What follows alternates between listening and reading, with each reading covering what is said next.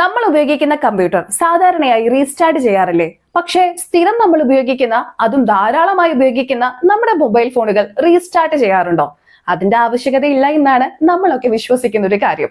Welcome back to world Malayali. അപ്പോഴേ വിദഗ്ധർ പറയുന്നത് എന്താണെന്നറിയോ? ആഴ്ചയിൽ ഒരിക്കലെങ്കിലും നമ്മുടെ മൊബൈൽ ഫോണുകൾ റീസ്റ്റാർട്ട് ചെയ്യുന്നത് മൊബൈലിന്റെ ആരോഗ്യത്തിന് നല്ലതാണ് എന്നാണ് കേട്ടോ.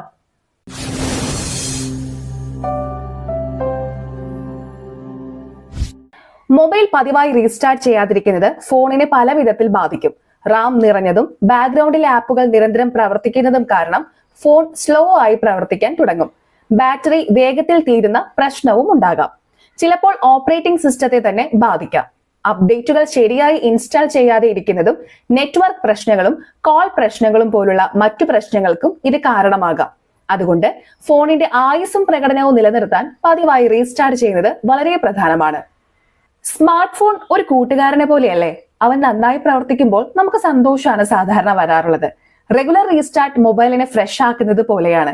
ഇത് മൊബൈലിന്റെ മെമ്മറി വൃത്തിയാക്കും. അത് കൂടുതൽ വേഗത്തിൽ പ്രവർത്തിക്കാൻ സഹായിക്കും. കൂടാതെ ബാറ്ററി ലൈഫും മെച്ചപ്പെടുത്തും. അല്ല, നമ്മൾ എപ്പോഴും നമ്മുടെ മൊബൈൽ ഫോൺ റീസ്റ്റാർട്ട് ചെയ്യേണ്ടത്? ആഴ്ചയിൽ ഒരിക്കൽ നമ്മുടെ മൊബൈൽ ഫോൺ റീസ്റ്റാർട്ട് ചെയ്യുന്നത് വളരെയധികം നല്ലതാണ് കേട്ടോ.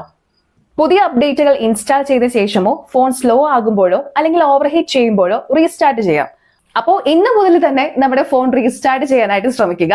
ഇതുപോലുള്ള പുത്തൻ അപ്ഡേറ്റ്സിനായി വേൾഡ് മലയാളി ചാനൽ ലൈക്ക് ചെയ്യൂ, ഷെയർ ചെയ്യൂ, സബ്സ്ക്രൈബ് ചെയ്യൂ.